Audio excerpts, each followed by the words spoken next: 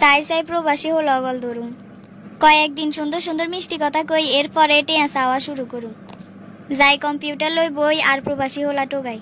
কতগুণ দেখিয়ে কোন গেরে দইতাম এক তো আইসি একগে শুরুতে হাই লেখি কোন মুই তুনে মেসেজ আইলো ওরে আইডি নাম দে অ্যাঞ্জেল নুসরাত এই তো টপ গিলছে এবার মিষ্টি কথা শুরু করে দি সাই নাম্বার গা লইতে হারিনি ওরে আর নাম্বার দিতাম হারুম নি জিজ্ঞেরায় তো নাম্বার দিবেলাই বই রইছি ওয়াও মেঘনা সাইতে বৃষ্টি নাম্বার সাইতে দি দিল আসসালামু আলাইকুম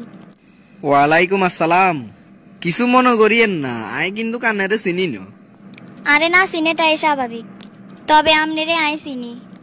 আই চিন্তার ন অথচ আর না আরে চিনেন এটা কিভাবে সম্ভব এই সিনে হে সিনে ন আনেরে আই প্রত্যেকদিন দেখি আনের আইডি গে প্রত্যেকদিন আর চোখের সামনে বাসে ও আচ্ছা এই ব্যাপার তো আর কি অবস্থা কোন আসলে একটা কথা কেমনে কইতাম আনেরে আর অনেক ভাল লাগে আর কি দেখি আনার কাছে এত ভালো লাগছে কি দেখি ভাল লাগছে তা জানি না তবে আনেরে আর মনে তুন ভাল লাগছে এইরকম একজন মানুষই তো আমি মনে মনে খুঁজি এর আনার লগে কথা কইতে তো আর ভালাই লাগে প্রকৃত ভালোবাসাগুলো এরকমই হয় বিশেষ করবেন ন্যায় আনের প্রতি এতটা দুর্বল হয়েছি যে প্রতিটা নিঃশ্বাসে শুধু আনের কথা মনে হয় জানি না কি মায়া করছো তোমরা সারা বিদেশের মাটিতে এক মুহূর্ত আয় থাকতে হারিয়েন না দিনে রাইতে 24 ঘন্টা প্রতিটা মিনিটে তোমার কথা আর মনে হয়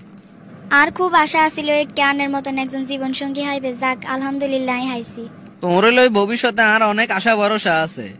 কি কইছেন বুঝিয়েন না কম দামি মোবাইল চালাইয়ে তো এই কারণে কথা মাঝে মাঝে আটকে যায় আয় থাকতে তুমি কম দামি মোবাইল চালা আর তোমার বাসার ঠিকানা দাও আগামী 3 দিনের ভিতরে তোমার বাসা তাই আইফোন হারাইয়ে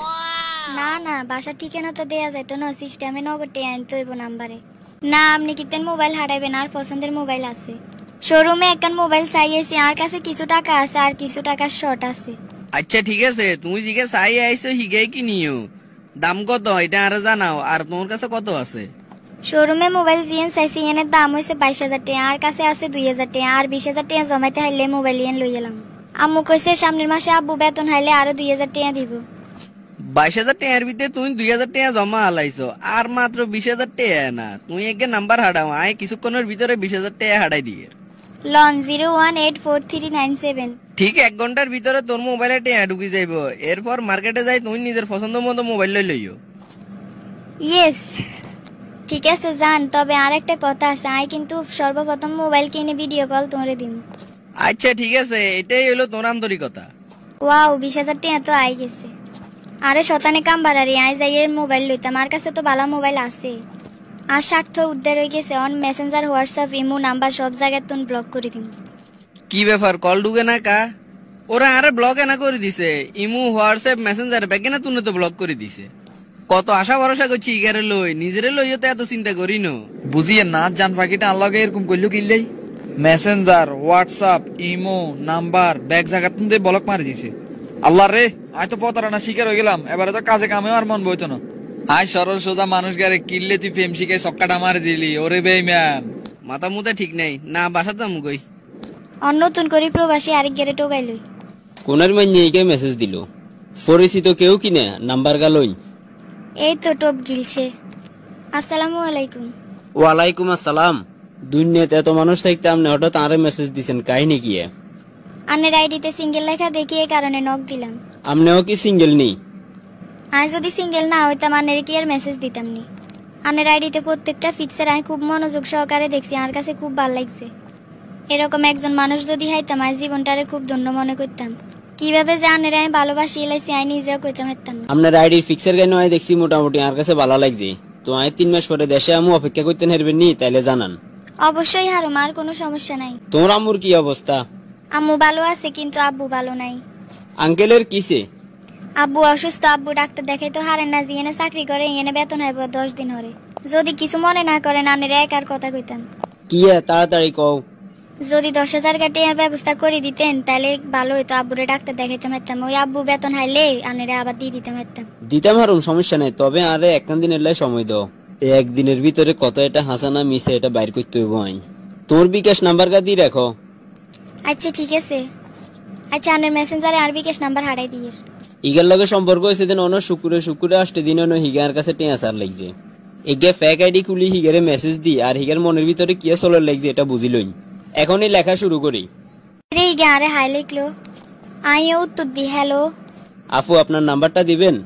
আর নাম্বার নিয়ে লাভ হইতো না, আর মোবাইলে সমস্যা, কল দিলে কথা বোঝা যাইত না।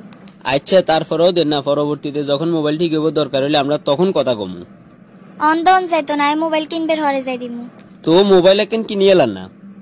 আই নতুন মোবাইল কিনবেলে টাকা জমাই, এর বাকি টাকা ম্যানেজ করলে মোবাইল কিনুম। কত টাকা শর্ট আছে আর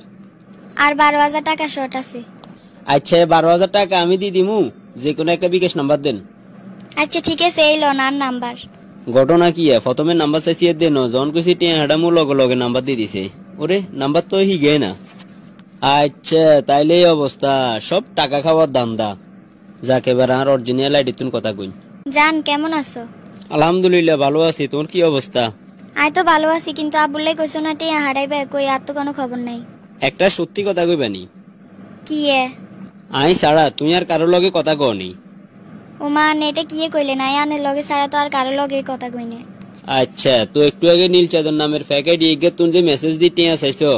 মোবাইল কিনবার লাই, নাম্বার দিকে আরে দিছো, ইগে আবার হাতে রও দিছো, কাহিনী কি আরে কানা কওছেন? ইয়ে মানে আনে কেন বুঝছেন? তোমরা আব্বু অসুস্থ, টিয়া চাইছো টিয়া দিতাম, হঠাৎ আর মনে ডাউট লাগলো কি রে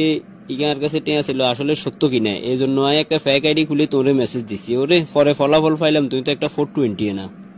আন্নে আরে ক্ষমা করি দেন, আই আর কারো লগে কথা কইতাম না। তুই কিনলে ক্ষমা চারা, তোর কাছে তো ক্ষমা চাইতে হইব আইন, কারণ তোরা আগে টিয়া দিমু কইছি, এখন আর দিতেন না। এর প্রধান কারণ হচ্ছে তুই টাকাটা নেওয়ার পরে আরে ব্লক করে দিবে, এবং এতে কোনো সন্দেহ নাই। প্লিজ প্লিজ এরকম করিয়ে না, লাগে টিয়া আগুন হাঁটান তারপরে রাগ দেখাইন। এইসব বাট পারি ক্ষমা দিয়ে বালা হইজ, দুনিয়াতে চিরজীবন থাকতে ন, আখিরাতের কথা ভাবিও।